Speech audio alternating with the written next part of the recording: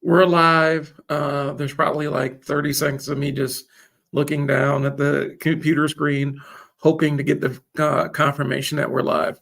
All right, so I'll condense the nonsense. On today's episode, we're going to talk about price strategy, and I'm going to give you some real world examples. So that's what we have on today's live stream. We will get to you after the credits roll.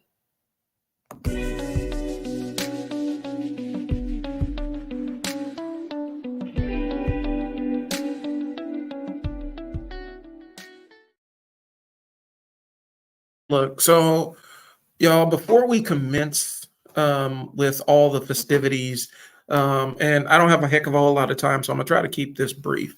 I kind of want to lay out the fact that I cut this live stream and it's kind of my podcast, and I also cut it for YouTube. And one of the things I realize on YouTube is heavily entertainment based, and so your educational content has to have a whiff of a strong whiff of entertainment in it. So it's got to have lots of flashy colors and all the like and all the other stuff. And that's not really what I'm into. I'm here to inform. So I'm here to make this value statement. This channel isn't entertainment. This channel is me giving you the nitty gritty about running a business and marketing and things along those lines, and give you a glimpse into the back end of creating a channel for social media. And so you're going to have more content where it's just dry analytics and me talking about that kind of stuff. And if you're cool with it, ride with me. If not, there are other channels out there. So that's what it is. Today, we're going to get into talking about pricing strategy. And the reason why we're getting into talking about pricing strategy is because we talk about it a lot on this space. And we talk about it a lot because it's an important consideration when you are starting a product or selling a service or whatever. Your price determines a heck of a whole lot of what you can actually do. And so I got a whole raft of points that I've typed into the machine here and kind of had to help me summarize some points. And so I'm gonna try to bullet point this thing for you. And these are important considerations to keep in mind when you're trying to come up with the right price for your offering. All right. So when you are starting with the pricing strategy, you really want to define, you want to, the price is a determining factor. It really defines what your product or service is. And it also defines how people categorize your product or service. I say price is positioning, and I mean it. If people think you're the discount option, they're going to have discount option expectations of you. And even if you're offering a very high quality service, the problem with that is they're always going to equate you to some kind of deal or steal that they made. That was the danger that a lot of businesses encountered when they started doing the Groupon thing, where they're giving away Groupons. And, there are restaurants now that I enjoyed. I will not go back to without a Groupon. I'm not paying full price for this. And businesses got a little bump in business from Groupon, but they ended up finding out they're bleeding out money because it brought back low quality customers.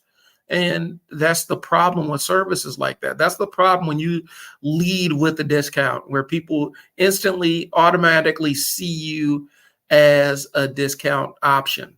It's a harder time retaining clients. They're always shopping for a higher quality experience, or what they think is a higher quality experience, even though, and a lot of times when they're saying they're pursuing a higher quality experience, what they're looking for is somebody who charges them what they think the service is worth. So there's no real benefit in you being so a cheap option. And I think one of the issues, sorry, I had to fix my audio. Jeez. One of the issues that businesses really do encounter is this fear that if you have a price point that's too high, people will turn away from you. And yeah, some people will turn away from you. But if the quality of your service or offering matches what their pricing expectations are, or exceeds what their pricing expectations are, you're going to have clients. And if they're paying what they feel like is enough psychologically, they're going to be more pleased with your service than if they got it on a discount. So there are very few people that are actually wired to understand actual when they're actually getting a value for the money that they're paying. And more people than not will pay up for something they perceive to be higher quality, even when it is not higher quality. And I have a couple of real world examples that I will not go into because I don't want to hurt anybody's feelings, not on this live stream, at least. But price determines where your position is in the marketplace. If you make yourself the bargain basement price, people will treat you like a bargain basement place. Bottom line, you got to think about that kind of stuff. Some other considerations are what your ongoing recurring costs are. So do you have a lot of variable costs where it can cost X amount or Y amount, or it can cost S amount or A amount? And do you have fixed costs, which are pretty much the same every single month? You have to determine what your fixed costs are versus what your variable costs are. And you fit your price in to comfortably cover that spread, because you got to understand that your price point is also going to determine how much the minimum amount that you can make in a month versus the maximum amount. And so you need to make sure that you're charging enough for a baseline. If you have a slow month, you're still bringing in enough that you can cover your fixed and variable costs with the money that you're bringing in. Competitor pricing, and I'm different when it comes to competitor pricing. I think that using competitor pricing as a foil in most cases, if you are not a commodity, that means if you aren't a business or service that people can go find literally anywhere, I don't necessarily believe in trying to match or beat your competitors. I think that that's a bad business proposition, and it's just kind of this big race to the bottom of pricing. And so I don't necessarily believe that you need to always sweat what your competitors are doing. They can't duplicate you and your efforts and your skills and everything. And so as long as you add stuff into your offering that distinguishes you, or things that they can only get from you, or you add a higher quality service to the offer, I don't necessarily worry as much about competition prices, because at the end of the day, especially if you're selling a product, at the end of the day, you're still all competing with Walmart. Let's keep it buck. And so, and you're not going to win a pricing war with them. You're never going to be able to undercut Walmart or Target or Amazon. They're going to be able to charge less and sell more than you always. So you have to sell on a quality proposition, and your price has to demonstrate that you're a quality product or service. Otherwise, people are going to go look somewhere else. Let's keep it buck. Customer willingness to pay. Now, this is a small consideration because you need to make sure that you're not pricing so exorbitantly that a customer isn't willing to pay it. But if you have a high quality service, or you feel like you have a higher quality service, don't feel like you have to be the cheapest option. The right customer will pay your price.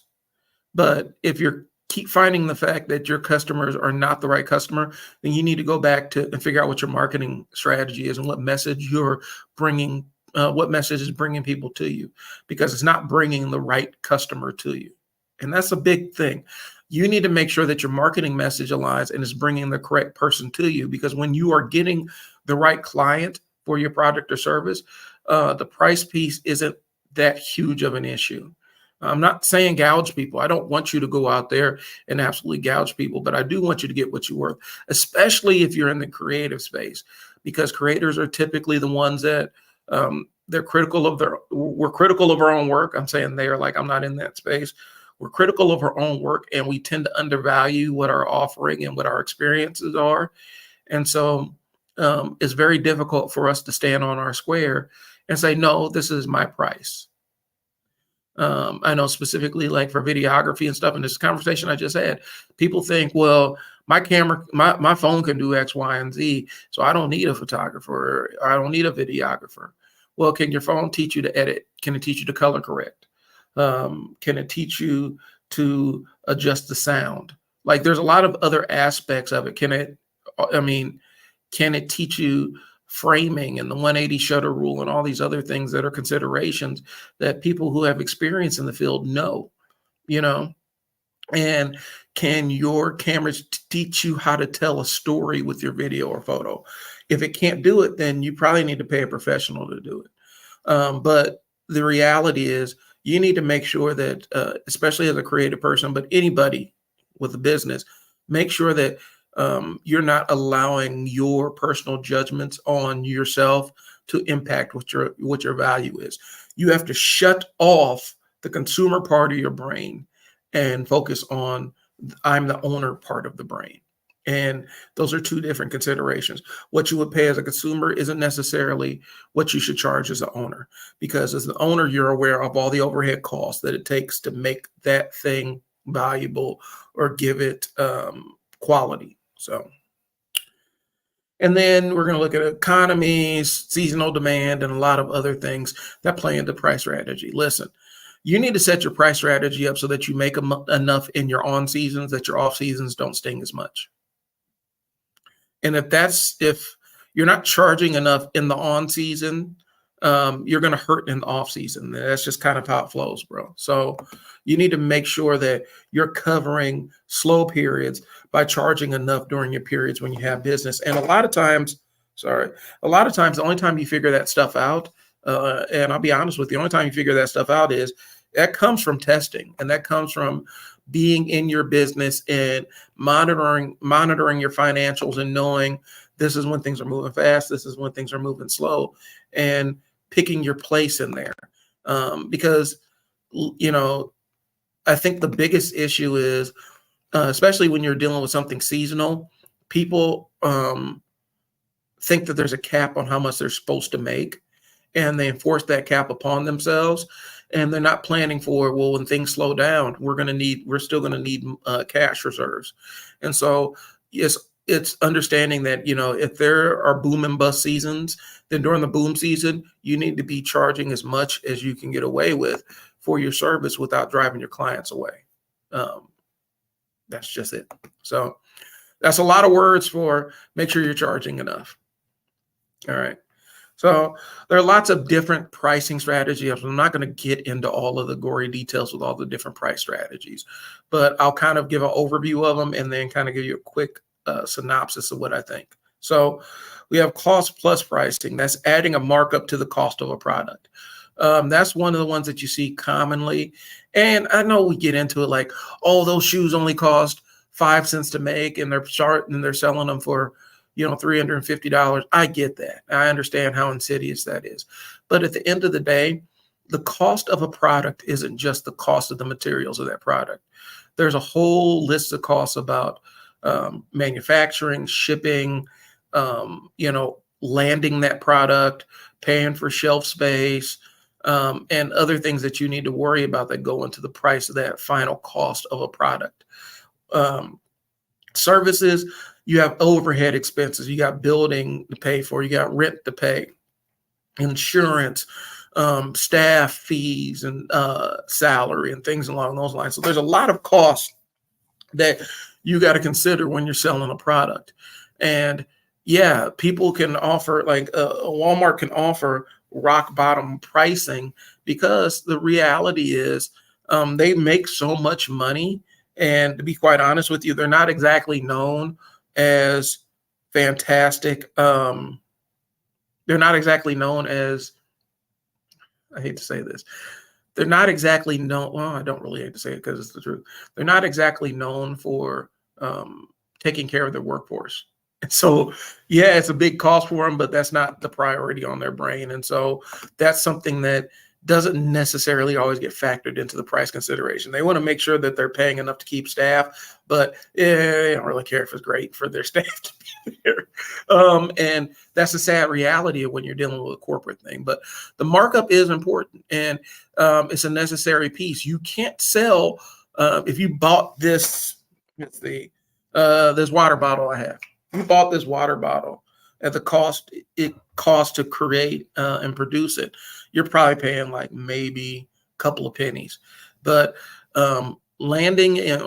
shipping it, landing it, all the other stuff, all those other fees go into it. Plus the store has to make money on it too. So everything that you buy is marked up. Everything you buy is marked up. I don't even care if they're saying, oh, there's a factory special and whoop-de-woo, this, that, and the third. It's still marked up. Okay. Let's just keep it buck. Value-based pricing. So this is one that hangs around a lot of creative spaces.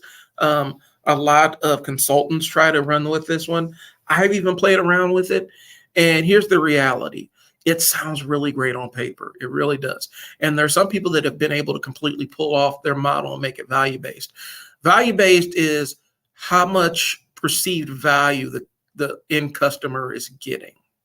So your price is based on what value you're bringing to the table. So if I create a video for you and you put it on your website and this video generates X million sales, then I'm just asking for 1% of those sales. And you're paying me relative to the value, of what you think that this video is going to do. And that sounds great on paper, but we're finding more and more businesses kind of pushing back against that because they don't want some kind of movable piece for it. And you have to really be in your sales kung fu bag to sell the value-based pricing model. I'm just being honest with you. You can do it. It requires a little bit of sales kung fu. Chris Do on the Future is really good. I think it's Blake Ennis, who wrote the Win Without Pitching Manifesto. Go check that book out if you want to learn more about value-based pricing. And there are agencies that do it. There are marketing agencies and other creative agencies that do the value-based pricing model, and they have a good success with it. But you have to really be on top of your salesman game to do that. All right.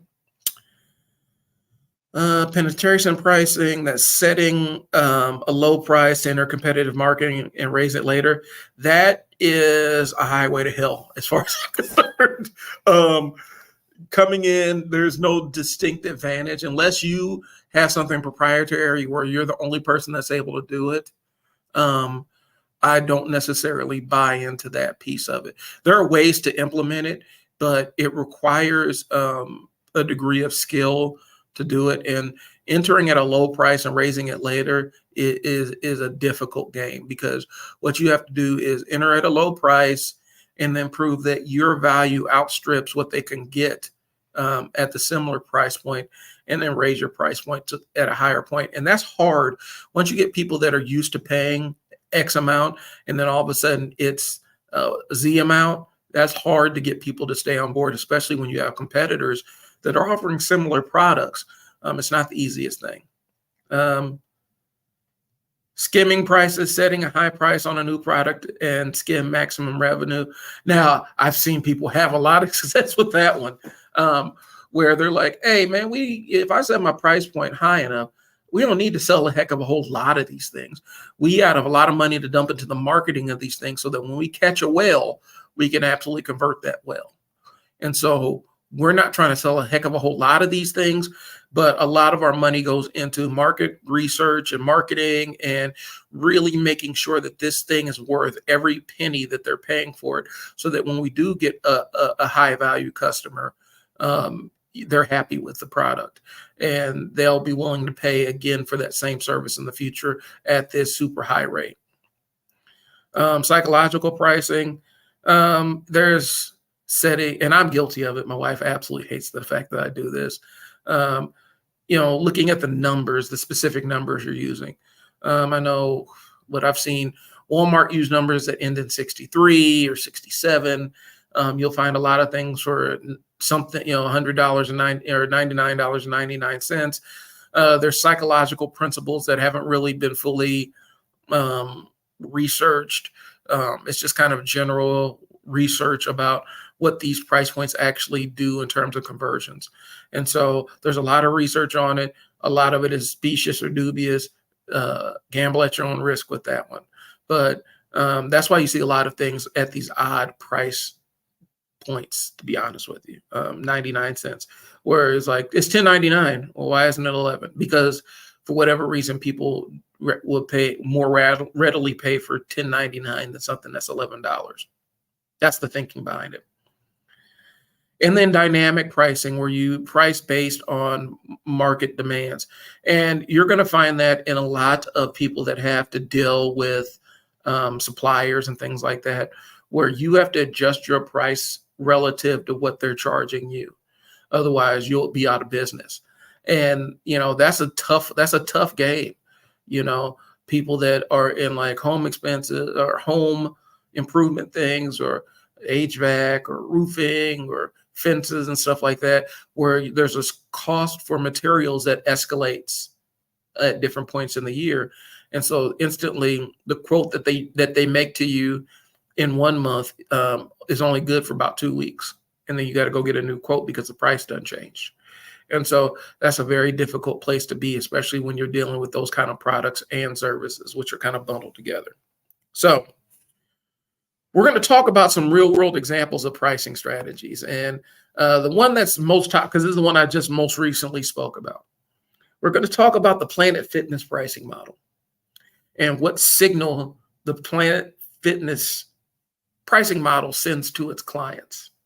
So buckle in on this one. So Planet Fitness's pricing model is really interesting because their pricing model is, we don't want you to come to the gym. We don't care if you come or not. We'd rather you not show up. And so they do everything to make that gym experience as uncomfortable as possible. Now, they say they make it comfortable for people that are just getting into fitness, but it really isn't. I mean, the alarms and the lack of equipment, lack of things outside of machines, and they even are on you for water bottles. You can't bring in a water bottle that's too big in some places and blah, blah, blah. They make it very uncomfortable. And then they charge you $10 a month. What that $10 a month is, they're hoping that you forget about that $10. And you're like, yeah, it's too much of a headache to go to this place. And it's only $10. And they hope that you keep that $10 running indefinitely. They make it, they disincentivize you for coming to the gym. They don't make it a rewarding experience. Now, you see all the commercials and everything where, oh, Planet Fitness is great, and they welcome you in and blah. That's not how it feels walking in there. And so their model is really based on getting as many people to pay $10 a month. Typically as New Year's resolutions come around, the Planet Fitness is only $10 a month. It's a small commitment that I'm never going to follow up on. And they know that you're not going to follow up on it. And in fact, you being in the gym is a bigger headache for them, because now they got to pay extra employees to monitor you and make sure your water bottle isn't too big and all kinds of other stuff. And so their pricing model is built to have maximum signups and minimum people utilizing their memberships. Because think about it like this. Think about the Planet Fitness that is in your neighborhood. Think about what that gym would look like if everybody that had a membership used that membership. The gym would be packed all the time. And it wouldn't necessarily be a great moneymaker because they have to pay extra staff. And there's a lot of other things that go into staffing a place 24/7. Nope, they rather just take your $10 and you stay at home. You're paying them to pretend like you want to go to the gym. And that's the truth. And unfortunately, it's a hard and bitter pill to swallow, but that's the game. And they disincentivize you from coming. That's their pricing strategy. And it's worked. It's really effective, man. There's a lot of people that will pay $10 a month to have the opportunity, if they wanted to go to the gym, but never quite going to the gym. That's why hey, we're going to give you some pizza. You can come and work out and then eat a slice of pizza and immediately feel guilty and either break your diet and stay home for another 6 months. So that's kind of what their model is. It's not really built to bring you in. Now let's look at a high-end steakhouse. What we got here locally is Mahogany. And Mahogany's prices are prohibitively high. They charge you everything, and everything is a la carte, so they can charge you more. And the reason why is, for some people, there's the psychological thing: the more I pay for this steak, the better it tastes. And They know it, and they are really pushing it. So they do go out of their way to make the steak taste as good as it can. Is it the best steak you could ever buy? Probably not. If you learn how to cook a steak at your house, you probably could match some of the techniques that they have, and then use a lot of butter, because that's always the secret for fancy restaurants is they use more butter than a human probably should consume. One sitting. But they really take a lot of time and hire the best chefs so that they can give you the best tasting meal that you can have. And then they charge you through the nose for it, because you're not paying for that steak. You're paying to eat at Mahogany or Ruth Chris or whatever expensive steakhouse or moderately expensive steakhouse is in your hood. That's what you're paying for. You're paying to eat there. You're not paying for the meal. You're paying for the memory and the ability to say that you ate at a fancy restaurant.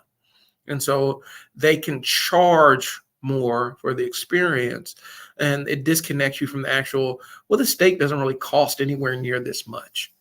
They might charge you $150 for this steak, but this steak isn't $150 steak.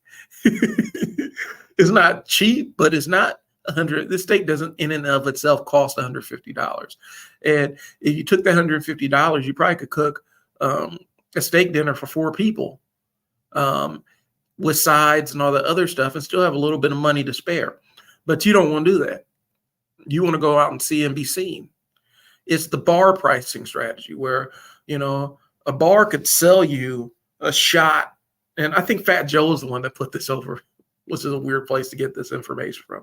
But Fat Joe was talking about opening a bar and how it's kind of a hustle. A bar can give you a shot of a drink that's unfiltered, not mixed with anything, and charge you $8. Or they can take a smaller portion of that shot, pour it over some ice, put some juice on it, and stir it up with a straw, and they can sell it to you for $20. You're getting less, you're paying more. And people do that every single weekend. It's amazing. That's the concept of it. And so people aren't paying for the drink, they're paying for the experience of being out and having drinks while being out with friends. So the hustle here is people will pay for an experience. They'll pay for an experience. Right now, Paris is in the middle of a massive bed bug infestation, where it's in the subways, it's in the airport, it's in all the hotels. Like anywhere you go in the city that's a common place, there are bed bugs there. And people are still paying to fly out to Paris for the experience. Now, what are you going to do with the bed bugs when you get there? And how many are you going to be taking home? Is it worth the price? For them, it's worth paying this airfare and stuff to travel over to Paris and paying the Parisian prices for stuff. Well, while there may be other places in France that you can go, and I don't know if there are any other airports. I think there has to be other airports besides the Gaulle, but where you could probably avoid the bed bugs. But people will pay that extra money. Same thing with Vegas. You go to Vegas, everything costs a lot of money on the strip because that's where all the tourists are. You go off the strip, things are a little bit cheaper. But when you're on the strip, everything is expensive. And they know that they can disconnect you from how expensive this thing is because you are in Vegas. When we were down there last year, we were at the hotel and the dude at the front desk said, "Hey," he pulled us aside like, "Hey, don't drink those water bottles in the room." If you drink those water bottles in the room, it's going to be like another $80 on your bill. There are other places to get water. You don't need to drink those water bottles that are in your room. But what he's basically saying is you can get the same experience for cheaper somewhere else. But some people are really disconnected with it, and they're paying for the experience of being in Vegas, and they'll spend insane amounts of money for experiences that they could have at their house or have in their home, in their city of origin, and also experiences that they can get off the strip for a lot cheaper. So people pay for experiences is what I'm saying. I'm trying to think of other pricing strategy models, but I'm looking at my time and I probably need to get moving on. So, challenges that people run into with pricing. A lot of your challenges, especially as a small business owner, your challenges are going to be ego based because it is hard to charge a lot for it. It's hard to charge more than you think a service is worth. It's hard to, if you don't think your service is valuable, it's hard to ask for the right amount for it. If you don't believe in what you do, it's hard to ask for a fair price on it. And a fair price is a price that covers all your overhead, pays all your staff, provides you enough of a margin so that you can have a check to take home, and pays all your business expenses, all the other costs that go into running your business. That's a fair price because you actually have to make all these other things happen. You have to make sure your employees are well taken care of. You have to make sure that you have a roof over your business and a roof over your head. You have to make sure that the quality of materials don't degrade and blah, blah, blah, blah, blah. And I've actually experienced it where a restaurant depreciated the quality of the food they were serving, and I stopped going to the restaurant. So you have to make sure that you're asking enough upfront to make sure that you can maintain and improve, sometimes even improve the quality of what you're offering. And it is a psychological thing because you're sitting there looking at like, God, I wouldn't pay that much for this. But then you got to pull it apart. Would you actually? If you could buy something that solves a problem for you indefinitely, how much would you pay for that? How much would you pay for tires that never go flat, that never get punctures and never have to get repaired? How much would you pay for it? How much would it be worth to you? You got to think about those kind of things. How much would you pay for jeans that never fray or rip? You know, how much would you pay for a car that you can drive for 15, 20 years and only do regular maintenance on it and never have any major issues? How much is that stuff worth to you? It's worth a lot more than you actually think it is. Because if you can buy a solution that will solve problems for a while to come, you'll pay up for it. And so my thing is increase the value of what you're offering, increase the value. So specifically, say, and I'm just pulling one out, say you sell used cars. Okay. If you have a mechanic on your staff, when you sell those used cars, you also sell packages, for oil replacements and tire replacements, tire rotations, regular maintenance. And you put a subscription under it and say you pay this amount every single month. And all you got to do is just show up at your scheduled regular maintenance thing, and you don't have to worry about anything. You don't have to come out of pocket. I've seen dental offices run with that same practice where you don't pay at the point of sale, you pay throughout the year so that you can come in and get your regular checkups and things like that. So there are ways to absolutely do that piece of it and make sure that you're meeting future needs and you're enhancing the purchase after it's bought. So that's a good way to navigate that and make sure that you're getting what you actually feel like you're worth. But there are because here's the thing, a lot of times people struggle with, can my clients actually afford this? And the only way to know if your client can afford it is charge them and see who pays for it. You shouldn't be charging, and I'm gonna be honest, here's my moral dilemma that I'll put out there. I don't think that you should be charging, you shouldn't be gouging people. You absolutely shouldn't. That's just my take on it. But there are people out there that don't have any problem having markups that are that high, and people still buy them and pay for them. So at the end of the day, it's valuable enough to the consumer to pay that amount. So go get it. Now, I'm big on fair pricing, and I don't want to have a service that I think isn't worth what I'm selling it for. And so I won't sell a service or a product that I don't think matches the price I'm asking for it. I just won't. Morally, I have a problem with that. Some businesses don't. I think most small businesses are on the opposite end where they have a problem charging enough. because the day-to-day of doing business, they're not getting enough from every purchase and every transaction. And so they're struggling in other areas because they didn't take into all the consideration of all the overhead and all the other stuff that goes into running a business on a day-to-day basis. And they came up with some price point that doesn't necessarily meet their needs. So I think a lot of small businesses out here, especially in the creative space, that's one I do lean on. Photographers, videographers, uh, florists, people that create stuff for other people and require creative input, writers, constantly undercharge and underbill what their services really are. And I think it's a dilemma on that end of it. I don't think people are charging too much. I think they're charging too little because they're still struggling to make ends meet. And a lot of it is just a function of inflation. Inflation hits all of us. But at the end of the day, you can't stand firm on your price point when your other costs are going through the roof. So it's better to charge what this stuff actually costs. That's my 2 cents on it. So there are plenty of platforms that allow you to research pricing.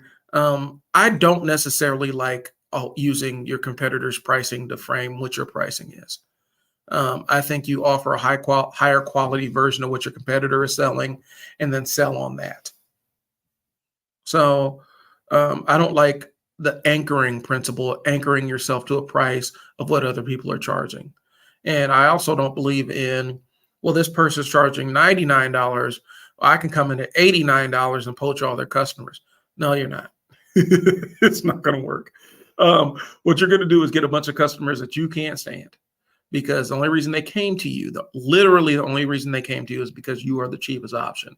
And once you get identified as the cheapest option, you will get clients that do not respect what you're offering. And people fight against that and say, oh, I love a good value or I love a good deal. I can almost guarantee you that the people that are always looking, that are always couponing and trying to get every single deal that they possibly can get and are always making you fight for every square inch and every inch are not customers that you want. You don't want to have to go into hand-to-hand combat every single transaction. It's not worth it. You want customers that gladly pay your price, that even are shocked how low your prices are and say, you need to be charging more for this. I'll pay more for it. You want those people because those are your ride or dies and those are the people that will stick with you through good and bad. I'd rather have 50 people that gladly pay the price than 500 prospects who are looking for the cheapest value. It's just not worth it. So that's what I'm talking about. Your price is your positioning. It's a signal. Your price is a signal that you're sending to the world about how much your services are worth, how much you are worth, how much your time is worth, how much your effort is worth, how much your staff's time is worth. It's a signal that you're sending out there into the world. And so you need to take your price seriously and how much you're charging and stand on your square and not chase customers. And this speech is for me as well as everybody else out there who runs a small business. Stop chasing people that want you to undervalue or undermine what you're worth, or they want to dictate to you what you're worth. Or say, well, I can get it down the street for X amount, X, Y, and Z. Go down the street. Go to them. Don't come here. I don't need that. I don't need to devalue myself and devalue what I'm offering to you to solve your problem just so that I can say that you're a customer, because you're not a good customer if you're doing that. And so, yes, I want you to find the value that meets your best needs and find the thing that satisfies your needs.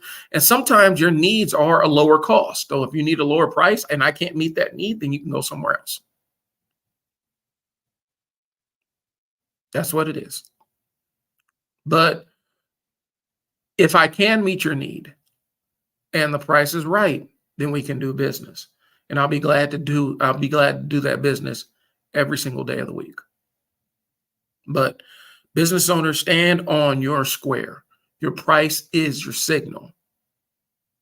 As much as word of mouth and things like that, Your price is your signal to the value of the product you're offering. If you price yourself too low, thinking that you're going to get a bunch of customers, you're going to get low quality customers who have no loyalty to you. And as soon as somebody else lower price comes along, they will trade you in and move on. You don't want that. It's a race to the bottom. So don't compete on price. Compete on the quality aspect of it. Compete on how this thing can solve problems for the clients. That's what you want to focus on. So starting out business owners, your initial price should be higher than you think it is. It should be enough where you actually feel a little bit uncomfortable asking for it, because that's the price that's going to make sure that your lights stay on. And in those dry months, it's going to make sure that you're able to pay your rent on time. It's going to be the price that feeds your kids. So take it seriously. I'm serious. I'm trying not to be too stern on this, but I feel like I got to put that real talk in there, because some of y'all are out here doing this and thinking that you're going to get over by not charging enough or undercutting the whole world. And it's not going to happen for you. It's not going to work. You're going to get these low quality, tire kicking clients that have no loyalty to you, and they will allow you to undercut and undercut and undercut and undercut to the point where you're begging for money. So get serious about your pricing. It's the signal that tells the market what you're offering and what your skills and talent and ability and passions are worth. That's what price means. It's the determining factor. So that's all I got. I appreciate y'all's time. Hopefully I was able to answer some questions for you. And if you have any questions or concerns, hit me up. I'm gonna drop my website and social media. Yep. Mail it, I sell words. I'm moving into the consultation space 100%. I'm going to drift away from the done for you services as much. I have select clients that I do that for, but I'd rather teach you how to build your business into a profitable business. I got one business that is done 6 figures under my belt, that's doing 6 figures under my belt, and I'm building up another one, which is this. And so I do know a little bit about a little bit. So hit me up if you want to pick my brain. We can schedule a sticking points meeting and figure out exactly where you're stuck, and then start you on the pathway to getting unstuck. That's all I got. Again, I'm Brian. This has been the Unstuck Sessions live stream. I'll be chopping this into a podcast sooner rather than later. I had to take a little bit of time off for some to sort out some personal things, but I'm back now, baby. And so we're about to do this thing. Thanks for tuning into the live stream. I will holler at y'all later. Be easy. Peace.